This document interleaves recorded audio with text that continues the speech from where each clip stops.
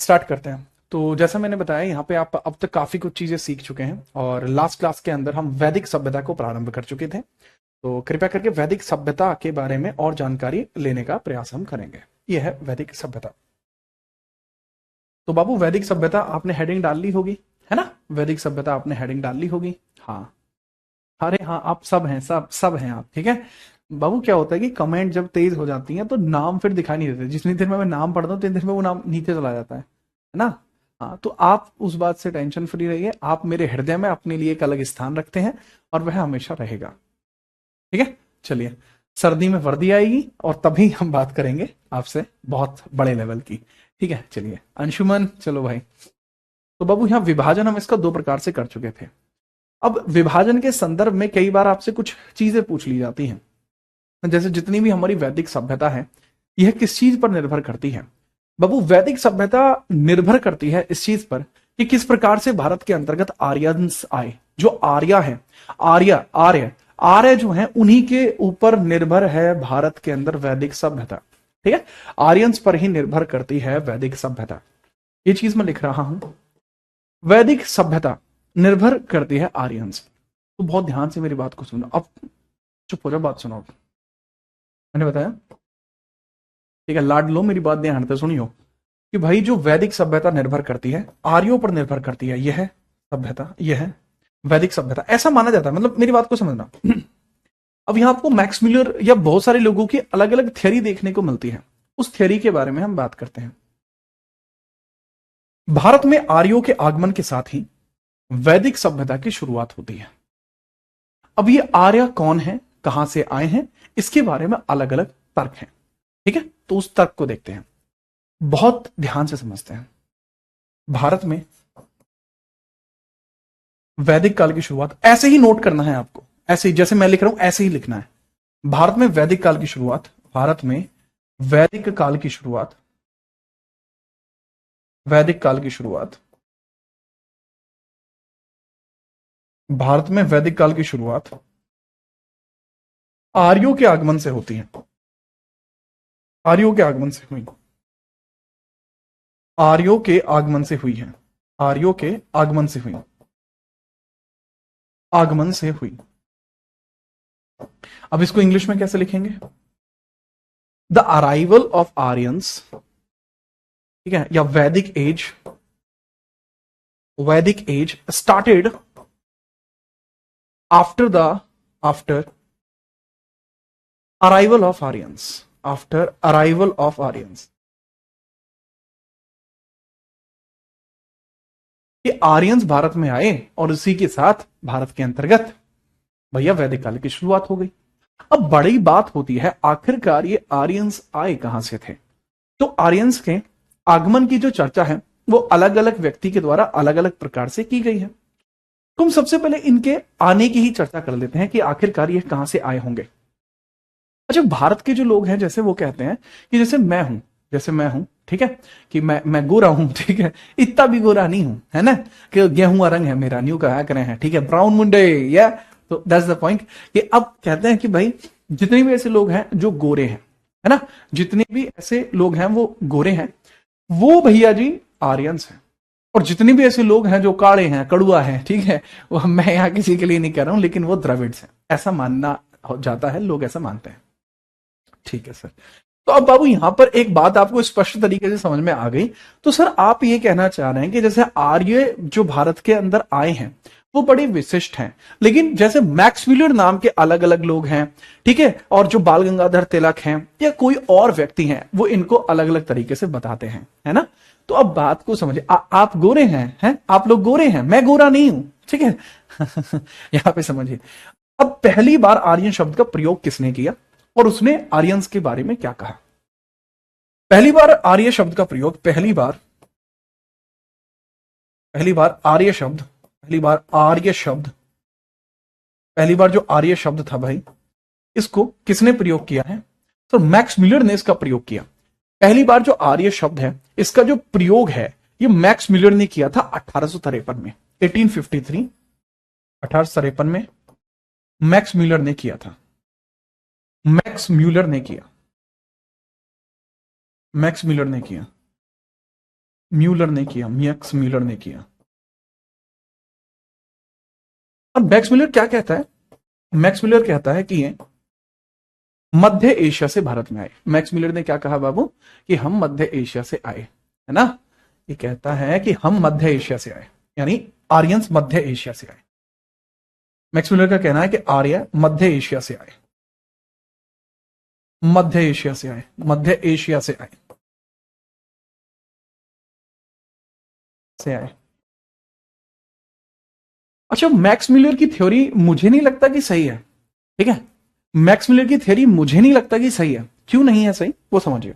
मैं आपको यहां एक एग्जांपल बता रहा हूं, ये नोट नहीं करना एग्जांपल। अब जैसे आप देखते हो, जैसे this is India, let suppose this is India. World map अगर लग रहा होगा तो मैं बताऊं यार, वर्ल्ड मैप लग रहा है क्या? यार वर्ल्ड मैप लग नहीं रहा है, धत तेरी की। चल ऐसे देखो, तो दिस इज इंडिया, तो यहां है आपका क्या, दिस इज, ठीक है, दिस इज कंप्लीटली कि भाई ये आपका जो है एशिया है, Asia, this is called Asia, ठीक है, दिस इज एशिया, राइट। ये मान के चलिए कि ये एशिया है आपका, कि भाई ये एशिया है आपका। अरे हट जा, हम मान के चल रहे हैं कि सर ये इतना बड़ा आपका एशिया हो जाएगा, ठीक है, ये हो जाएगा एशिया। मतलब मैं सिर्फ एक बड़े आपको स्पेसिफिक तरीके से बता रहा हूं, ये हो जाएगा एशिया।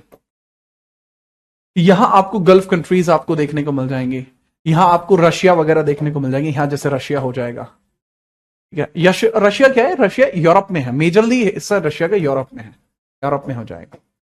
तो बड़ी बात यह है कि मैक्स मिलर कह रहा है कि यहां से, यहां ब्रिटेन वगैरह है, यहां ब्रिटेन वगैरह है, तो मैक्स मिलर का कहना है कि हम आए यहां से, इंडिया है। ये जो आर्य, आर्य जो है, आर्य मध्य एशिया से, इसको मिडल एशिया बोला गया, मध्य एशिया, मध्य एशिया, मध्य एशिया।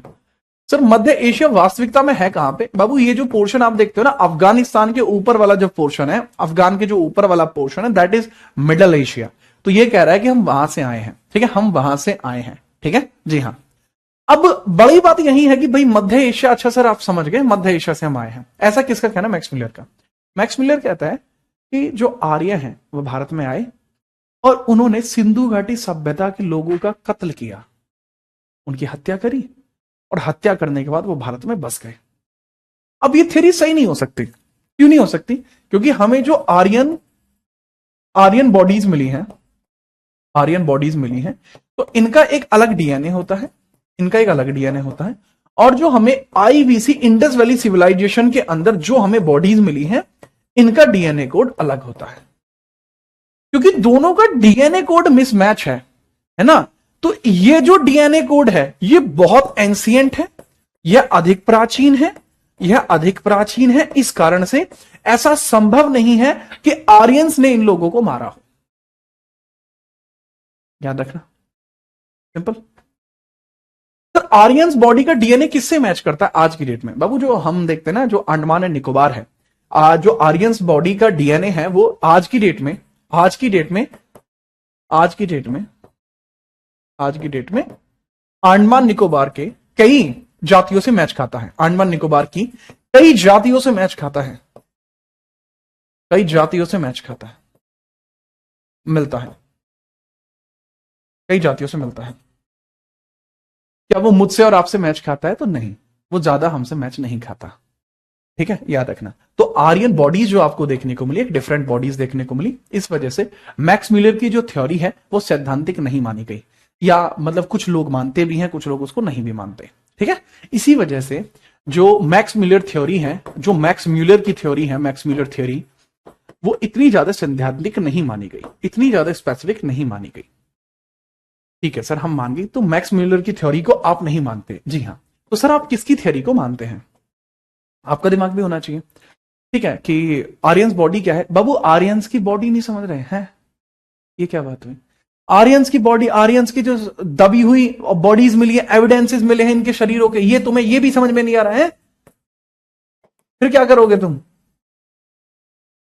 बाबू एविडेंस मतलब साक्ष्य जो मिले हैं, वो आर्यंस के जो बॉडीज के साक्ष्य मिले हैं, मेरे लाडले। तो सर अगर आप ये कह रहे हो कि ठीक है सर इसकी थियरी आप नहीं मानते, देन आप किसकी थियरी मानते हैं? दरअसल आप एक और थियरी भी देख सकते हैं। एक किताब आती है the Arctic home in Vedas, एक किताब आती है the Arctic home in Vedas नाम की एक किताब आती है। कौन सी? Arctic home in Vedas. 1903 में एक किताब आई थी, एक किताब आई थी आर्कटिक होम इन वेदास, 1903 में एक बुक आती है आर्कटिक होम इन वेदास। 1903 में बाबू एक किताब आती है, कौन सी? Arctic home in Vedas. जैसे मैंने बताया बुक आती है Arctic home in Vedas, Arctic home in Vedas.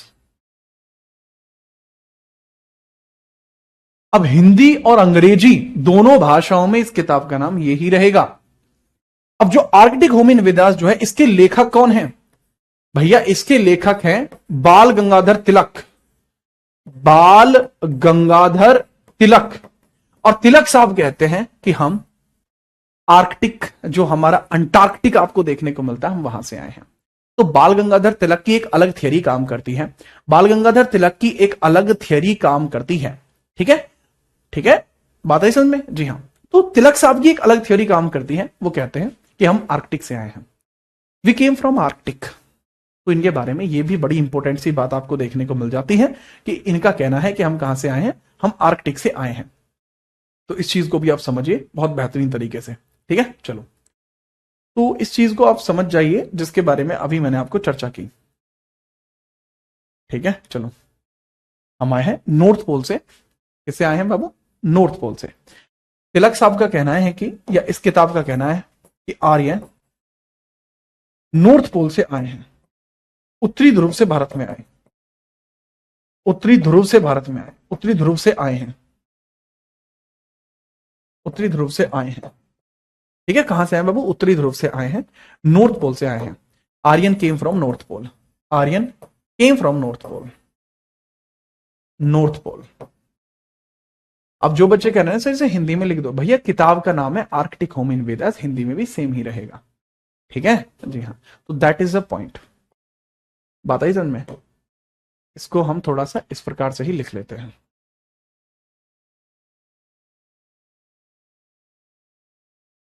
तो ऐसे आप इनको याद रख लेंगे, आर्कटिक होम इन वेदास। क्या कोई और थियरी भी आपको देखने को मिलती है? क्या कोई और थियरी भी देखने को मिलती है? हाँ जी, एक दयानंद सरस्वती की थियरी भी हमें देखने को मिलती है, जिनका कहना है कि हम तिब्बत से आए हैं।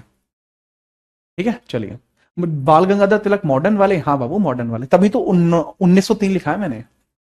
एक थ्योरी आपको और देखने को मिलती है जो दयानंद सरस्वती जी की है, जो दयानंद सरस्वती जी की है, जो कहते हैं कि आर्य, एक थ्योरी और देखने को मिलती है दयानंद सरस्वती जी की, ये कहते हैं कि हम तिब्बत से आए हैं। दयानंद सरस्वती जी कहते हैं, सरस्वती, दयानंद सरस्वती कहते हैं कि हम तिब्बत से आए हैं, आर्य तिब्बत से आए हैं, आर्य तिब्बत से आए, आर्य तिब्बत से आए,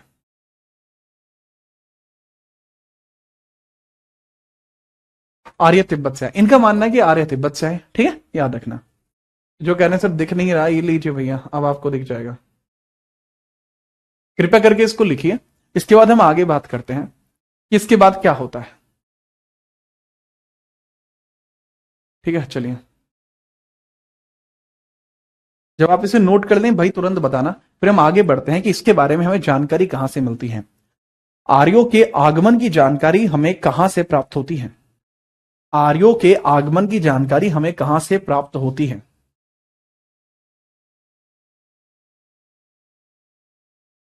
ठीक है, चलो, सर क्या ब्राह्मण ही आर्यन है? नहीं भाई ब्राह्मण आर्यन नहीं है sir. Go back to Vedas, बाबू गो बैक नहीं है, बैक टू वेदास है। वेदों की ओर लौटो, ये दयानंद सरस्वती जी ने कहा था कि वेदों की ओर लौटो। एग्जाम में क्या होगा इसका आंसर? एग्जाम में मैक्स मिलर थ्योरी को ज्यादा मान्यता दी जाती है। हमारा जो एजुकेशन सिस्टम है यह वेस्टर्न सभ्यता से बहुत ज्यादा प्रभावित है, जिस कारण से हमारे यहां पर जो विदेशी थ्योरी हैं इनको ज्यादा माना जाता है। ठीक है, चलो, ये आप समझ पाए? चलिए, अगर आप समझ पाए हैं तो बहुत बढ़िया बात है, हम सीधे तौर पर आगे बढ़ेंगे। और आगे हेडिंग डालिए आप। ठीक है, आगे नेक्स्ट हेडिंग आप डालिए, आर्यों के आगमन की जानकारी। ठीक है, चलिए, आर्यों के आगमन की जानकारी। आगमन की जानकारी, आर्यों के आगमन की जानकारी, एविडेंस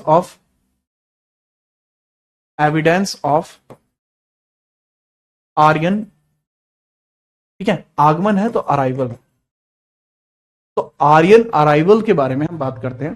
तो आपको एक टर्म देखने को मिलता है, बहुत ही इंपॉर्टेंट टर्म है जिसको आप याद रख सकते हैं, बोगस कोई, बोगस कोई आपको देखने को मिलता है, बोगस कोई अभिलेख, बोगस कोई अभिलेख, बोगस कोई अभिलेख। तो जो आपका बोगस कोई अभिलेख आपको देखने को मिलता है, अभिलेख देखने को मिलता है, इसके बारे में चर्चा अगर की जाएगी, बोगस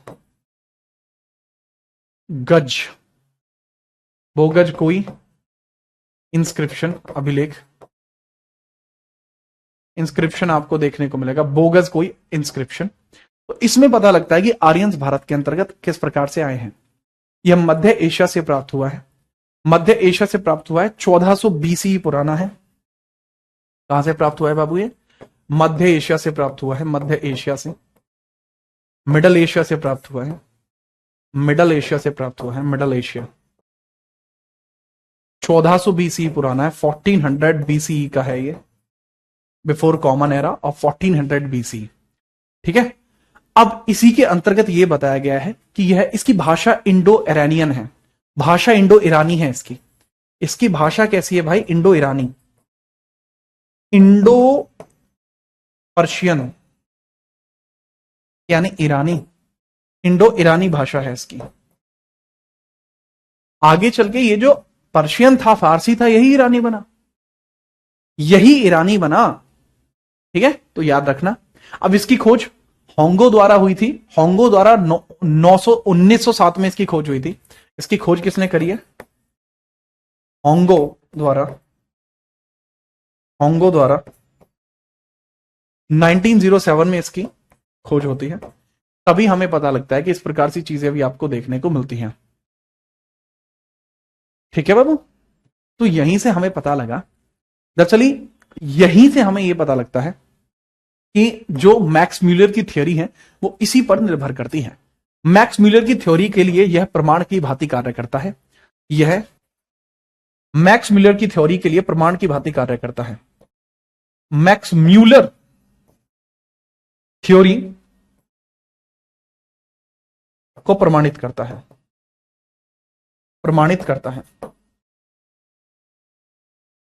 कहने की बात क्या है कि यहीं पर जो बोगस कोई अभिलेख है, यहीं पर हमें वेदों के साक्ष्य मिले। क्या मिला बाबू? यहां वेदों के साक्ष्य मिले, और ऋग्वेद के साक्ष्य हमें यहां से मिले थे। इसके ऋग्वेद के साक्ष्य हमें यहां मिले थे, इंद्र वरुण मित्र नासत्य, इंद्र वरुण मित्र नासत्य, इंद्र वरुण मित्र नासत्य, ये भगवान थे, यह ऋग्वेद काल के भगवान थे। ठीक है, ये कौन है? ऋग्वेद काल के भगवान, ये ऋग्वैदिक भगवान है, ऋग्वैदिक भगवान है ये, ऋग्वैदिक भगवान के साक्ष्य मिले। हमें वहां पे कुछ इंस्क्रिप्शन मिले। ठीक है, अब इतनी सारी चीजें जब हमें वहां से मिली तो हमने ये मान लिया कि बोगस कोई जो स्थान है जो मध्य एशिया में है, इसका मतलब आर्य जो है वो मध्य एशिया से ही आए हैं। That is the point of understanding. ठीक है, चलिए, ठीक है। तो दैट इज द पॉइंट, इसको फटाफट से नोट करिए। तो ये आपको यहां देखने को मिलता है, यह आपको यहां देखने को मिलता है। काफी इंपॉर्टेंट सी बात आपने यहां पर समझी। इसी के आधार पर फिर हमने आर्य या कोई भी बात है उसको हमने विभाजित कर दिया दो हिस्सों में, एक हमने ऋग्वैदिक काल बना लिया, एक फिर हमने उत्तर वैदिक काल बना लिया। ठीक है, इसके बारे में फिर हम समझते हैं, नोट करिए। जैसे ही आप इसको समझ जाएंगे हम तुरंत इसके बारे में बात करते हैं।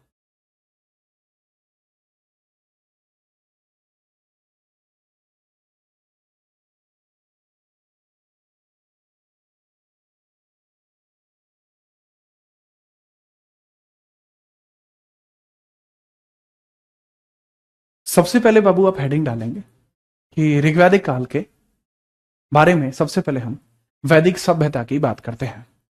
हम सबसे पहले वैदिक सभ्यता की बात करते हैं। ठीक है, चलो। अब ऋग्वैदिक काल के अंदर, जिससे पहले कि मैं सामाजिक व्यवस्था को बताऊं, सबसे पहले हमें बात करनी होगी कि इस समय के अंदर किस प्रकार से आपको अलग अलग सभ्यताएं देखने को मिली। तो मैंने क्या बताया आपको? अच्छा, ये बात आपको समझ में आ रही होगी कि भाई किस तरीके से बातें चल रही हैं। अभी ना ये थोड़ा मैं स्लो चल रहा हूं, आप जान के मैं स्लो चल रहा हूं, जिससे कि आपके लिए ऐसा ना हो कि एकदम से तेज में भगा दूंगा, आपको याद कुछ ना हो, तो उस बात का कभी कोई ऑब्जेक्टिव नहीं निकलेगा। तो यहां मैं बात कर रहा हूं वैदिक एज की।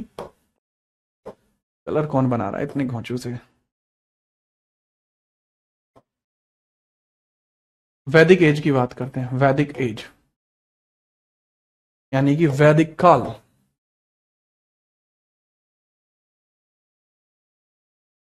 वैदिक काल, दरअसल वैदिक काल को जैसे मैंने अभी आपके सामने दो हिस्सों में विभाजित किया था। वैदिक काल को मैंने आपके लिए दो हिस्सों में विभाजित किया था, ऋग्वैदिक, और एक मैंने आपके लिए विभाजित किया उत्तर वैदिक। अच्छा, समय आपके लिए निर्धारित है कि भैया समय इसका क्या है। इसको आप पोस्ट वैदिक बोलते हैं, इसको ऋग्वैदिक बोलते हैं। इसको पोस्ट वैदिक बोलते हैं, इसको आप ऋग्वैदिक बोलते हैं। यहां बड़े ध्यान से मैंने इस चीज को एक्सप्लेन किया था कि बाबू ऋग्वैदिक आपका वो है जो 1500 से लेके 1000 बीसी के मध्य आता है। ठीक है, और ये वो है जो 1000 से लेकर 600 बीसी तक आता है। अब इन सभी से रिलेटेड करती है एक बात कि इस समय में संस्कृति किस प्रकार से देखने को मिलती है। ठीक है, अब समय की संस्कृति को अगर मैं समझूं तो सबसे पहले आप देखेंगे कि वैदिक काल के साहित्य किस प्रकार से है। वैदिक काल का जो साहित्य है वो किस प्रकार से है, इसका जो साहित्य है, लिटरेचर है, वो कैसी है। लिटरेचर है वो कैसी है, लिटरेचर है वो कैसी है, इसका जो साहित्य है या लिटरेचर है वो कैसी है। ठीक है, चलो, ठीक है, ठीक है। आप वैदिक काल के बारे में हम बात करते हैं तो इसका लिटरेचर कैसा देखने को मिलता है। तो सबसे पहले आपको समझना होगा कि यहां पर आपको जो सारी चीजें देखने को मिलती हैं वो तीन चार चीजों पर निर्भर करती हैं। जैसे वेद, सबसे ज्यादा निर्भरता होती है वेद पर, तो बोलते हैं वेदास। सबसे इंपॉर्टेंट जो निर्भरता होती है वो वेदों पर होती है। वेदों के हिसाब से ही हमने इसको विभाजित किया। वेद की बात देखने को मिलते हैं ब्राह्मण ग्रंथ। वेदों को समझने के लिए हमें ब्राह्मण ग्रंथ बनाने पड़े थे। वेदों को समझने के लिए हमें ब्राह्मण ग्रंथ बनाने पड़े थे। वेदों को समझने के लिए हमें ब्राह्मण ग्रंथ बनाने पड़े, ब्राह्मण ग्रंथ बनाने पड़े। वेदों की अंडरस्टैंडिंग को समझने के लिए हमें ब्राह्मण ग्रंथ बनाने पड़े थे, ब्राह्मण ग्रंथ। इंग्लिश में भी इसको ग्रंथ ही लिख लेना। लिखने के लिए मैं एपिक लिख सकता हूं, पर यह इसी प्रकार से लिखो तो ज्यादा बढ़िया है। उसके बाद आरण्यक, आरण्यक लिखिएगा, फिर आरण्यक, आरण्यक, आरण्यक, आरण्यक। ठीक है, आरण्यक,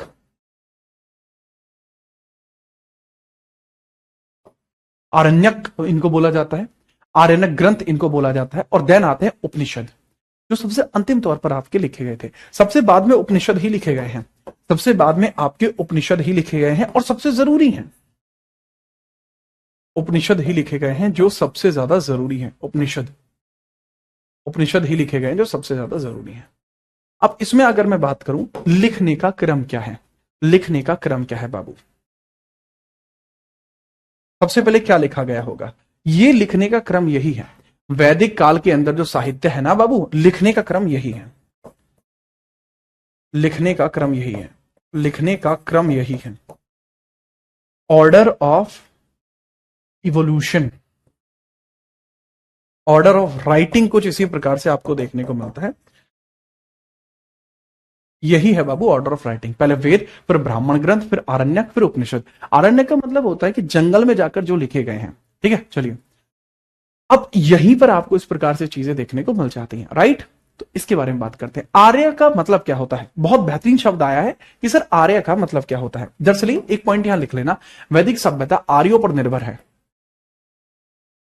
आर्यों पर निर्भर है, आर्यों पर निर्भर है,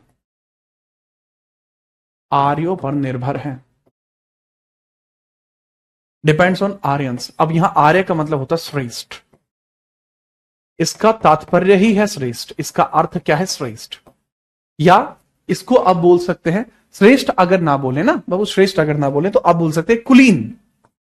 कुलीन, कुलीन भी ना बोले तो something that is higher class, जो बहुत सर्वोच्च हो। ठीक है, सर्वोच्च हो, श्रेष्ठ या कुलीन बोल लीजिए, जिसका मतलब होता है सर्वश्रेष्ठ।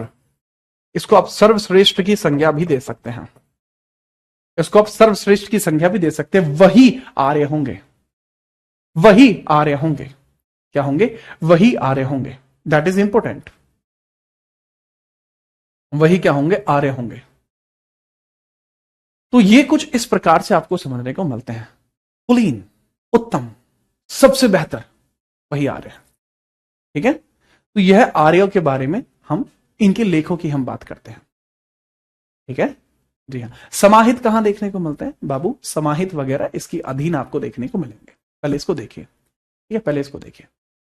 सर क्या यह आर्य आज भी देखने को मिलते हैं? दरअसल बहुत सारे लोग ये क्लेम करते हैं कि वो आर्य हैं, परंतु ऐसा नहीं है कि जो उस समय के आर्य थे वो वर्तमान में नहीं है। ठीक है, चलो चलिए, अब सबसे पहले मैं बात करता हूं आपके वेद आपको जो देखने को मिलते हैं उनके बारे में। ठीक है, वेद आप हेडिंग डाल लीजिए, वेद के बारे में पढ़ते हैं। सबसे पहले अब हम वेदों के बारे में पढ़ेंगे। सबसे पहले हम किसके बारे में पढ़ेंगे?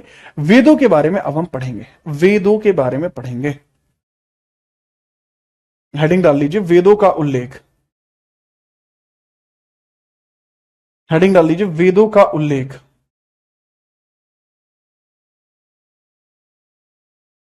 वेदों का उल्लेख आप डाल लीजिए, हेडिंग वेद। वेद हेडिंग डालिए, वेद हेडिंग आपने डालनी है, नहीं है, वेद, वेद, वेदों की हेडिंग डाल लीजिए, वेद। अब वेद आपको देखने को मिलते हैं कौन से? 4 वेद आपको देखने को मिलते हैं। वेद हमें कितने देखने को मिलते हैं? 4 वेद। सबसे पहले आपको देखने को मिलता है ऋग्वेद, ऋग्वेद आपको देखने को मिलता है। देन यजुर्वेद,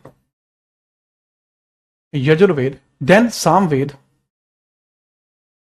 सामवेद, और देन आपको देखने को मिलता है अथर्ववेद, अथर्ववेद आपको देखने को मिलता है। अब इसके अंदर जैसे यह है ऋग्वेद, ऋग्वेद, यह है यजुर्वेद, यजुर्वेद आपको देखने को मिलता है, यजुर्वेद।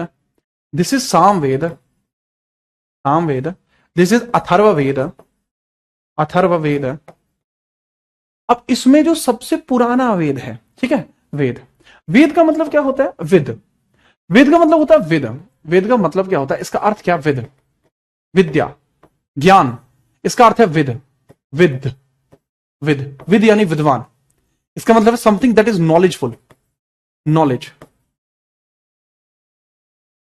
ज्ञान, ज्ञान ही वेद का अर्थ है, ज्ञान ही वेद का अर्थ है। ठीक है, चलो, तो जैसा मैंने बताया अथर्ववेद, इस तरीके से चीजें देखने को मिलती हैं। तो शुरुआती ऋग्वेद को अगर मैं छोड़ दूं, अगर मैं ऋग्वेद को हटा दूं, तो बाकी तीनों वेद आपके उत्तर वैदिक काल में बने हैं। तो इनके टेन्योर को समझने का थोड़ा सा प्रयत्न आप करने की कोशिश करेंगे। आप टेन्योर को समझिए कि इसका टेन्योर अलग है और बाकियों का टेन्योर अलग है। बाकियों का जो टेन्योर है वो अलग है। पहला जो टेन्योर है वो मैंने बताया, यह ऋग्वैदिक काल का है, यह ऋग्वैदिक काल का है बाबू, इसको लिखिए ऋग्वैदिक काल, ये ऋग्वैदिक काल का है, ऋग्वैदिक काल का है। बाकी जो आपको देखने को मिल रहा है यह उत्तर वैदिक काल का है, उत्तर वैदिक काल का आपको देखने को मिलता है, उत्तर वैदिक काल का आपको देखने को मिलता है। ठीक है, उत्तर वैदिक काल का हमें देखने को मिलता है। दरअसल यह एक ईश्वरीय वाणी भी है। ठीक है, यह ईश्वरीय वाणी भी है, यानी वेदों को किसी की सोच से नहीं लिखा गया। ठीक है, वेदों को किसी की सोच से नहीं लिखा गया, यह एक ईश्वरीय वाणी है। समझे भाई? वेद क्या है बाबू? यह एक ईश्वरीय वाणी है, यह एक ईश्वरीय वाणी है, ईश्वरीय वाणी है, यह एक ईश्वरीय वाणी है। दरअसल यह एक ईश्वरीय वाणी है, यानी this is God's words, God's words, this is God's words हमें देखने को मिलते हैं। तो सबसे पहले क्यों ना मैं ऋग्वेद का उल्लेख आपको करूं, क्यों ना सबसे पहले मैं ऋग्वेद का उल्लेख आपको करूं। ठीक है, जी हां सर। क्या वैदिक सभ्यता सिंधु घाटी सभ्यता से अधिक संपन्न थी? नहीं कह सकते ऐसा, हमारे पास इसका कोई मैटर नहीं है कि हम ये स्पष्ट कर पाए कि ये ज्यादा संपन्न है, आईबीसी ज्यादा संपन्न थी। हाँ, लेकिन जो उत्तर वैदिक काल है इसके अंदर आपको लोहा देखने को मिल जाएगा। जो अंतरजी खेड़ा नाम की जगह है वहां पे आपको लोहे के साक्ष्य मिल जाएंगे। ठीक है भाई, सुन गए हम मेरा पाठ्य इस बात का है, समझ में आ रही है बात, समझ में आ रही है, एक बार बताओ।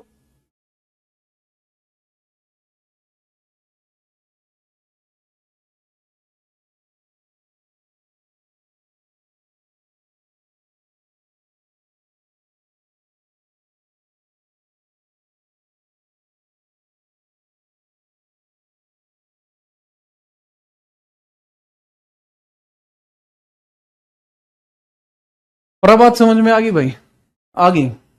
ठीक है, सबसे पहले मैं ऋग्वेद की बात कर रहा हूं, हेडिंग डाल लीजिए ऋग्वेद, हेडिंग डाल लीजिए ऋग्वेद। यहीं से मैं बताना शुरू करता हूं, क्योंकि ऐसा नहीं है कि नेक्स्ट पेज पे जाऊंगा तो ही बढ़िया आएगा, यहीं से बताना शुरू कर दूंगा, बात खत्म करो।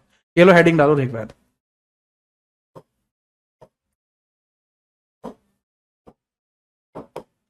तो सबसे पहले मैं बताना ही ऋग्वेद से को स्टार्ट कर रहा हूं, और ऋग्वेद,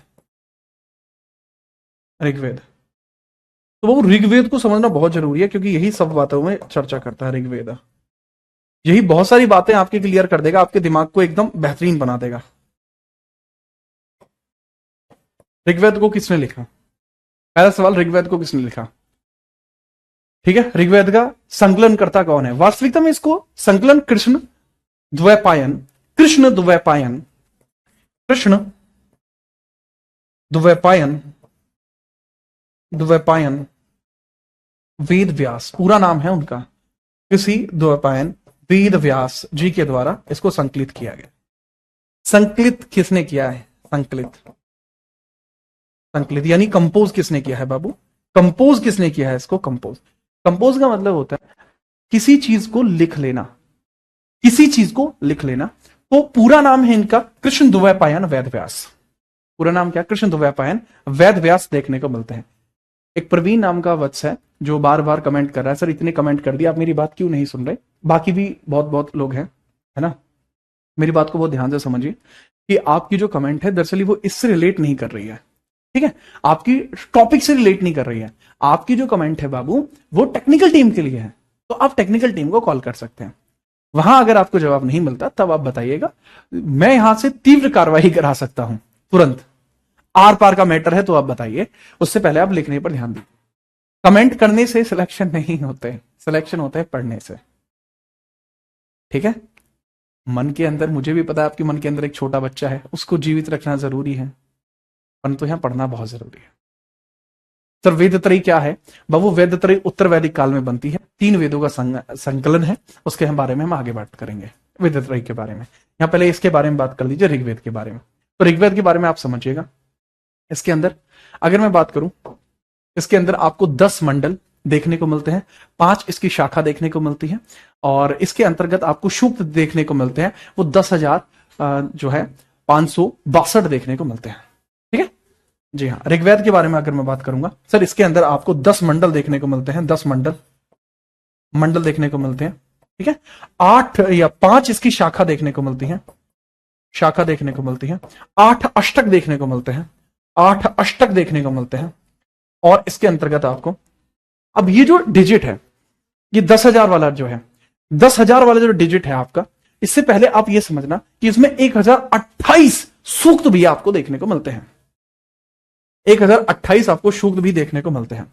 ऋग्वेद के अंदर मैंने जैसा बताया, इसके अंदर आपको 1028 सूक्त भी देखने को मिलते हैं, सूक्त भी आपको देखने को मिलते हैं, जिनको बोलते हैं हाइम्स, जिनको बोलते हैं बाबू हाइम्स। हाइम्स, हाइम्स एक प्रकार से यह मंत्र की भांति कार्य करते हैं, हाइम्स एक प्रकार से मंत्र की भांति कार्य करते हैं, या इनको आप सीधे तौर पर हाइम्स भी लिख सकते हैं। ठीक है, हाइम्स भी लिख सकते हैं। एक तरीके से क्या होती है, रचनाएं हैं ये, ठीक है, स्पेसिफिक हैं। ठीक है, जी हाँ। अब कुछ किताबों के अंदर जो है वो 10,462 लिखेगा, 10,532 लिखेगा, तो ये होती हैं क्या? आपके मंत्र। अब यहां पर यह जो नंबर है, ठीक है, इसको मैं थोड़ा उधर कर रहा हूं, ठीक है। अब यहां पर ये जो नंबर है जो ऋग्वेद के बारे में उल्लेख कर रहा होता है, तो यहां ये नंबर है कि इसके अंतर्गत मंत्र आपको कितने देखने को मिल सकते हैं। मंत्र कितने आपको देखने को मिल सकते हैं? मंत्र, इनको छंद बोला जाता है, कई बार मंत्रों को छंद बोला जाता है, श्लोक बोला जाता है। तो 10,562, 10,562 आपको श्लोक देखने को मिल जाते हैं।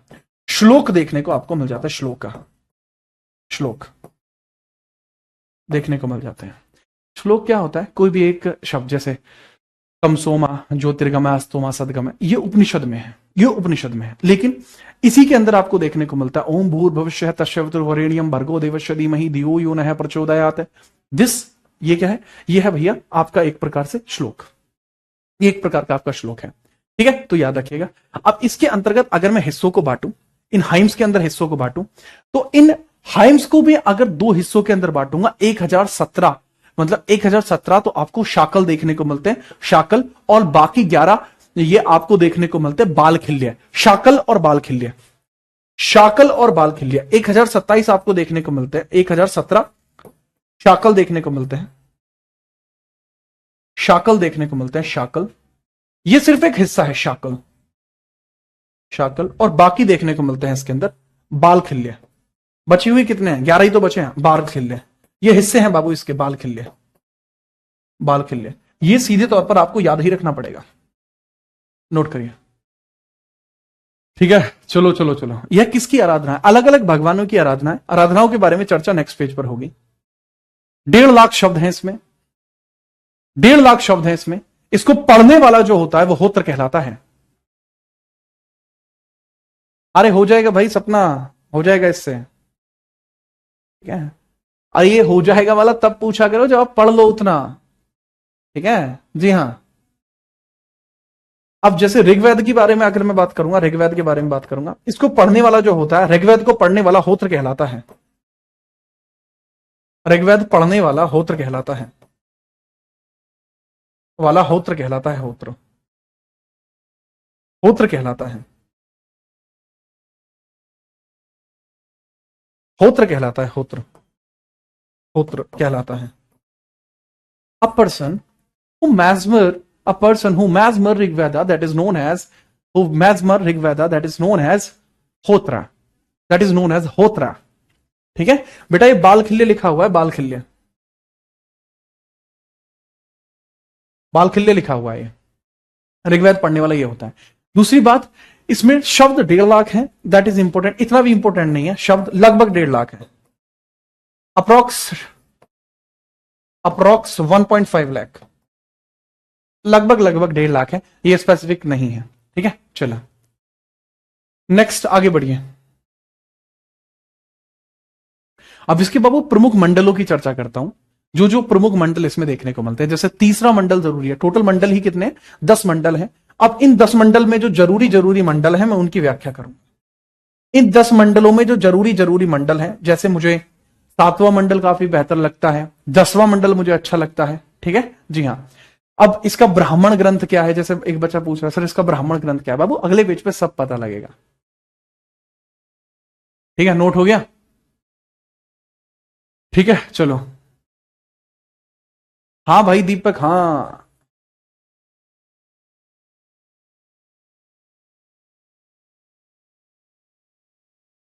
चलो। अब इसके अंदर आइए आइए बताइए।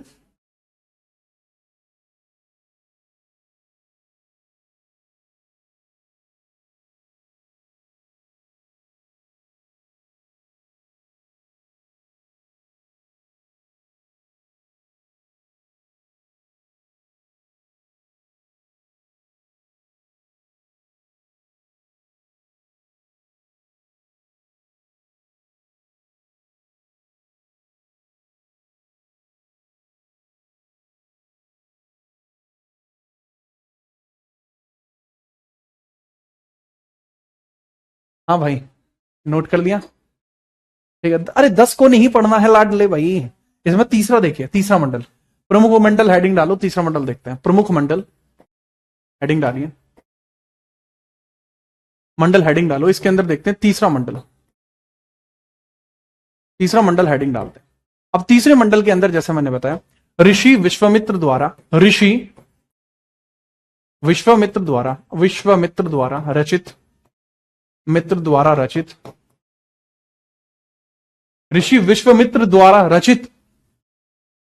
विश्वामित्र द्वारा रचित क्या देखने को मिलता है? जो गायत्री मंत्र है, गायत्री मंत्र सूर्य देवता को समर्पित है।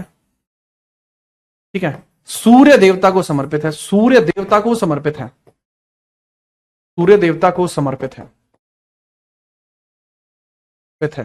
डेडिकेटेड टू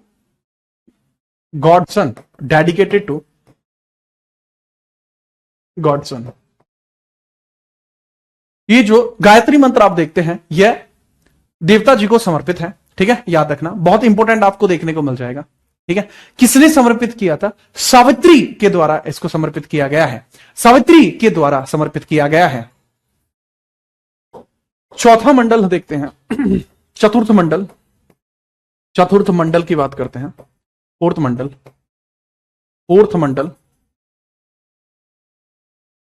है, ये कौन सा है? ये थर्ड मंडल है, ये फोर्थ मंडल है। इसके अंतर्गत बाबू कृषि के बारे में कई सारी अलग अलग बातें बताई गई हैं, इसके अंदर कृषि विभाजन है, कृषि विभाजन इसके अंदर उल्लेखित है, विभाजन इसमें उल्लेखित है। एग्रीकल्चर डिवीजन है इसमें, एग्रीकल्चर आपका डिवीजन है इसमें, डिवीजन इसमें आपको देखने को मिलता है, एग्रीकल्चर डिवीजन आपको देखने को मिल जाता है। राइट, अब इसी के अंतर्गत आपको देखने को मिलता है पृथुवेन्यू, पुरुष के बारे में पता चलता है। पृथुवेन्यू के बारे में पता लगता है। अब ये पृथुवेन्यू कौन है? वेन्यू NYU, पृथुवेन्यू का उल्लेख है, अब ये पृथुवेन्यू कौन है बाबू?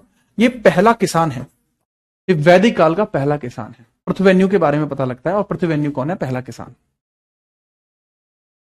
पृथुवेन्यू बाबू पहला किसान आपको देखने को मिलता है, पहला किसान आपको देखने को मिलता है। फर्स्ट फार्मर आपको देखने को मिलता है, आपको देखने को मिलता है। तो फार्मर के बारे में पता लगता है, ये बहुत बड़ी बात है अपने आपे में यह बहुत बड़ी बात है कि हमें किसी किसान के बारे में पता लगता है। सातवें में आपको देखने को मिलता है दशराज युद्ध। नोट करो, फिर सातवें मंडल के बारे में बात करते हैं, 10वें के बारे में बात करते हैं फटाफट।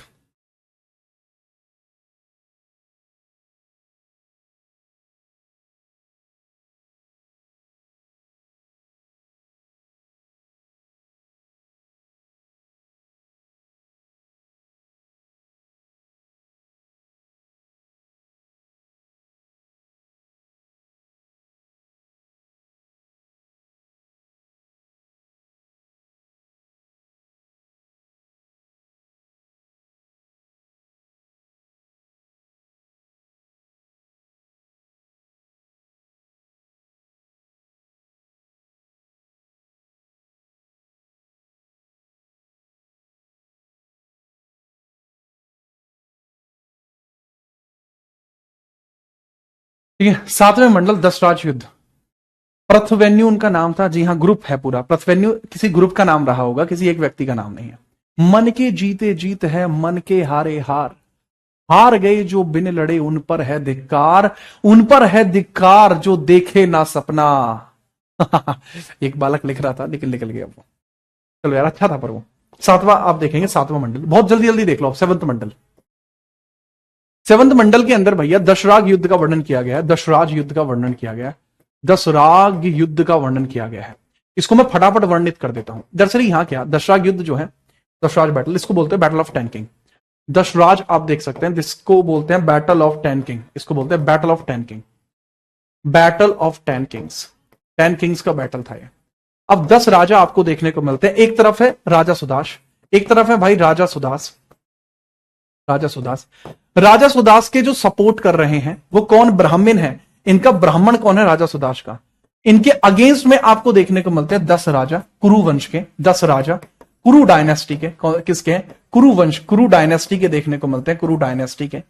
और यही आपको जो देखने को मिलते हैं राजा सुदास, इनका जो डायनेस्टी है वो कौन सा? त्रुत्सु भरत। इनका जो वंश है वो है त्रुत्सु भरत। त्रुत्सु भरत आपको देखने को मिलता है, त्रुत्सु भरत वंश देखने को मिलता है। ठीक है, इनमें बाज जाता है घूसा, बहुत कड़ा घूसा बाजा भाई साहब। और यह है कुरु राजवंश। कौन सा है? कुरुवंश। कुरुवंश, कुरुवंश कौन सा? कुरुवंश देखने को मिलता है, 10 राजा। इनको विश्वामित्र सपोर्ट कर रहे हैं, विश्वामित्र सपोर्ट कर रहे हैं। विश्वामित्र इनके ब्राह्मण हैं। नाम क्या है इनका? विश्वामित्र, जो इनके ब्राह्मण की भांति कार्य कर रहे हैं। और यहां आपको देखने को मिलते हैं भला कौन कौन से ऋषि आपको देखने को मिलते हैं? वशिष्ठ ऋषि, वशिष्ठ आपको देखने को मिलते हैं, वशिष्ठ देखने को मिलते हैं। वशिष्ठ नाम के ऋषि, इंग्लिश में लिख लीजिए, इनको बोला जाता है ऋषि वशिष्ठा। वशिष्ठा आपको देखने को मिलते हैं। और ये हैं विश्वामित्रा, विश्वामित्रा देखने को मिलते हैं। मेरे भाई फटाफट समझना, यहां बैटल होता है। ये 10 राजाओं में से 5 ऐसे हैं जो आर्यंस हैं, 5 आर्य हैं, जबकि 5 आर्य नहीं है, 5 गैर आर्य हैं, गैर आर्य हैं। और ये सब वंश मिलकर किसके खिलाफ युद्ध करते हैं? ये राजा सुदास के खिलाफ युद्ध करते हैं। लेकिन राजा सुदास है, और राजा सुदास इस युद्ध को जीतते हैं। डागर साहब, वो इस युद्ध को जीतते हैं। तो यहां पर राजा सुदास वॉन द बैटल। राजा सुदास इस बैटल को ना कि सिर्फ जीतते हैं, बल्कि इन्हीं की वजह से आगे चल के हमारे देश का नाम भरत पड़ा, क्योंकि इनका त्रुत्सु भरत वंश ही आगे चलकर काम आएगा। और इसी से भारत को भारत नाम मिला, यहीं से भारत नाम का प्रचलन हुआ, भारत वर्ष का प्रचलन हुआ, भारतवर्ष नाम का प्रचलन हुआ, नाम का प्रचलन हुआ। और यही आगे चलकर भारत के लिए नामकरण कराएगा, भारत का नामकरण कराएगा। ठीक है, याद रखिएगा। तो यहां राजा सुदास आपको देखने को मिल जाते हैं। राजा सुदास इस बैटल को जीतते हैं। इसी में दशराज युद्ध का वर्णन है। दशराज युद्ध किस नदी के किनारे हुआ था? दशराज युद्ध किस नदी के किनारे हुआ था? बताइए। दशराज युद्ध जो हुआ था किस रिवर के किनारे हुआ था? सर, रावी नदी के किनारे हुआ था, जिस समय उसको पुरुषणी कहा जाता था। युद्ध किस लिए हुआ था? That is very good question. कहा जाता है कि यह पुरुषणी नदी के किनारे हुआ था। नदी, रिवर, पुरुषणी यानी रावी, पुरुषणी यानी रावी। इसका करेक्ट रीजन किसी को नहीं पता यह युद्ध क्यों हुआ था, परंतु माना जाता है यह एक गविष्ट युद्ध था। यह एक गविष्ट युद्ध था। कैसा था? गविष्ट युद्ध इसको बोला जाता है। यह एक गविष्ट युद्ध था। गविष्ट युद्ध, गविष्ट युद्ध आपको देखने को मिलता है। गविष्ट युद्ध था यानी battle for cows, battle for cows इसको कहा जाता है। Battle for cows, battle for cows, गायों के लिए यह युद्ध था। क्योंकि गायों को उस समय क्या कहा जाता था? अघन्य बोला जाता था, जिसको मारा नहीं जा सकता। तो बाबू, गविष्ट युद्ध एक प्रकार से यह देखने को मिलता है। कहते हैं कि यह एक प्रकार से ऋषि वशिष्ठ और विश्वामित्र के बीच की पर्सनल लड़ाई थी। ऋषि मतलब ये दो जो है ब्राह्मणों के बीच की पर्सनल लड़ाई थी। पुरोहितों की वजह से यह युद्ध हुआ था। यह भी माना जाता है कि इसमें वशिष्ठ और विश्वामित्र अपने अलग अलग विचारों से संतुष्ट नहीं थे, इस कारण से उन्होंने युद्ध छुड़वा दिया। गविष्ठ भी बोलते हैं, मतलब अलग अलग रीजन है यार। कुछ लोग देते हैं कि इन ब्राह्मणों की वजह से हुआ था, कुछ कहते हैं गविष्ठ युद्ध था, गाय चाहिए थी, जिसके पास ज्यादा गाय वो अधिक धनवान, इस वजह से ये बैटल हुआ था। ठीक है, तो ये कई सारे अलग अलग बातें आपको इसमें देखने को मिल जाती हैं। ठीक है, कई सारी अलग अलग बातें देखने को मिल जाती है। ठीक है, चलो अब 8वें मंडल में खिल का वर्णन है। खिल का वर्णन दिया गया है। 8वें मंडल के अंदर खिल का वर्णन दिया गया है। सोम देवता का वर्णन 9वें में है और 10वें में है पुरुष सूक्त। ठीक है, 8, 9, 10 मंडल लिख लीजिए बाबू, प्यार से लिखवा रहा हूं। 8th मंडल, 8वां मंडल, खिल वर्णन है। इसमें खिल का वर्णन दिया गया है, खिल का वर्णन दिया है, खिल का वर्णन दिया है। 9वें में देखिए 9 मंडल, 9th मंडल, सोम देवता का उल्लेख है। सोम देवता उल्लेख, सोम देवता का उल्लेख है, सोम देवता का उल्लेख है, सोम देवता का उल्लेख है। और 10वां मंडल जो है 10th मंडल। बाबू 10th मंडल के अंदर तो बहुत ध्यान से समझना लाडले, इसके अंदर है बाबू आपका पुरुष सूक्त का वर्णन। पुरुष सूक्त का वर्णन है, पुरुष सूक्त। इसी में जाति व्यवस्था है। पुरुष सूक्त का वर्णन है, सूक्त का वर्णन आपको दिया गया है। खिल का मतलब क्या होता है? हस्तलिखित रचनाएं, मैन्यूस्क्रिप्ट। इसको बोलते हैं मैन्यूस्क्रिप्ट, बोलते हैं इसको मैन्यूस्क्रिप्ट बोलते हैं बाबू। इसको थोड़ा देखना, CRIPT, मैन्यूस्क्रिप्ट बोलते हैं, यानी हस्तलिखित रचना, हस्तलिखित रचना, रचना। बड़े फेमस देवता हुआ करते थे, देवता सोम। तो सोम का वर्णन यहां पे किया गया था। सोम गॉड, सोम गॉड डिस्क्रिप्शन यहां देखने को मिलता है। सोम। पुरुष सूक्त क्या है? दरअसल ये जाति व्यवस्था को दर्शाती है। जाति व्यवस्था को दर्शाती है, कास्ट सिस्टम को दर्शाती है, कास्ट सिस्टम। बट ये कास्ट सिस्टम जो था यह वर्क डिफाइंड था, यह वर्क बेस्ड था, वर्क बेस्ड, कार्य आधारित था, कार्य आधारित, कार्य आधारित था, जन्म आधारित ये नहीं था। जन्म आधारित जो जाति व्यवस्था है बाबू, वो पता है कहां दर्शाई जाती है? वो दर्शाई जाती है जो हमारे मनु स्मृतियां हैं उसके अंदर उसको दर्शाया गया। ठीक है, चलिए अब यहां पर आपको देखने को मिलता है कि भगवान जी का शरीर है, तो भगवान जी का शरीर मान के चलिए इस प्रकार से, तो भगवान जी के जो शरीर का मुख है वो ब्राह्मण है, भगवान जी के शरीर के जो हाथ हैं वो क्षत्रिय हैं, उनकी जो जंघाएं हैं, ठीक है, पट, पट यानी जंघा, जंघा है वो वैश्य है, और भगवान जी के जो पैर हैं वो शूद्र हैं। ठीक है, इस प्रकार का वर्णन पुरुष सूक्त में दिया गया कि संसार कुछ भी नहीं, यह भगवान के शरीर के ही हिस्से हैं। इसी कारण से एक पुरुष का निर्माण भगवान के शरीर से होता है।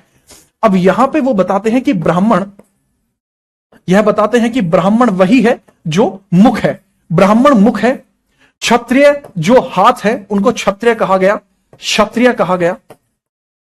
ठीक है, क्षत्रिय कहा गया। जो ऐसे हैं जो कार्य ना करके व्यापार करते हैं, व्यापारी हैं, जिनको कहा जाता है वैश्य यानी व्यापारी। जो वैश्य हैं, व्यापारी हैं, वो पट को दर्शाते हैं, पट अर्थात जंघा को दर्शाते हैं, जंघा को दर्शाते हैं। और वहीं पर जो पैर दर्शाते हैं वो शूद्र को दर्शाते हैं, वो शूद्र को दर्शाते हैं। तो यह आपको जाति व्यवस्था देखने को मिलती है। यह जैसा मैंने बताया, यह कार्य आधारित थी। अगर ब्राह्मण का बेटा काम नहीं करेगा, ब्राह्मण का बेटा काम नहीं करेगा, ठीक है, और वो जाके लड़ने लगेगा, वो क्षत्रिय बन जाएगा। क्षत्रिय का बेटा पढ़ने लग जाएगा, वो ब्राह्मण बन जाएगा। अगर शूद्र का बेटा पढ़ने लग जाएगा तो ऐसी परिस्थिति में वो ब्राह्मण कहलाएगा। तो ये चीज है। लेकिन सबसे बड़ी बात इंपॉर्टेंट यहां पे ये देखने को मिलती है कि सारी व्यवस्था मनु चरित्र के अंदर जन्म आधारित हो गई। यह ऋग्वैदिक काल चल रहा है, यह ऋग्वैदिक काल चल रहा है, तो व्यवस्था पूरी वेदों के अकॉर्डिंग है। लेकिन उत्तर वैदिक काल आते आते यह व्यवस्था बिगड़ जाएगी। तो यह है आपका 10वां मंडल, और यहां खत्म होता है आपका वेद। लेकिन इसके बारे में पूछा जा सकता है कि इसका जो मंत्र है वो किसको समर्पित है? सारे के सारे मंत्र अग्नि देवता को समर्पित हैं, इसको लिख लेना। यह जो मंत्र है वो अग्नि देवता को समर्पित है, अग्नि देवता को समर्पित देखने को मिल जाएंगे। ठीक है, चलो ऋग्वेद के बारे में और जानकारी है वो कल ही देनी पड़ेगी, कल ही आपको देनी पड़ेगी। ठीक है, कल ही इसके बारे में आपको देखने को मिलेगा कि इसके बारे में मैं जानकारी दूंगा। अभी इसके बारे में आपको धनुर्वेद वगैरह कई सारी चीज बताएंगे। ठीक है, चलो तो आज के लिए इतना ही रहेगा।